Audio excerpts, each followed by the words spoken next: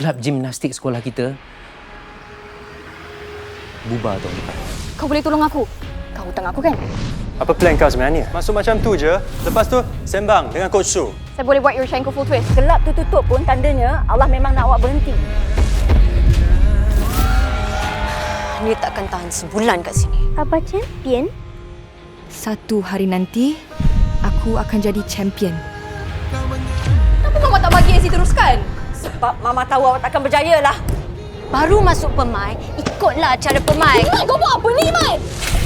Baru masuk pemain dah buat hal lah kau. Timbi, bukan ada masa depan pun.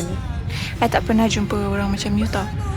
Tipulah kalau I cakap I tak jealous. Boleh tahan lah kau dalam tim B. Team B, read the bomb! Ezrina, awak sekarang dalam tim saya. Tapi musuh bimbang lah. Kata Amal, tim A ni macam medan perang. Saya bukan tim kapten tim ni. Coach dah ada dia. Dah cukup susah awak berahsia dengan mak awak. Tapi tak apa. Rahsia awak selamat dengan saya. Tahniah kepada tim kapten baru kita, Ezrina. Kalau you nak tahu, benda yang paling mencabar sekali bila jadi kapten, pressure. Kau nak cakap aku ni lemah? Tak boleh handle pressure? Kalau you tak boleh nak handle,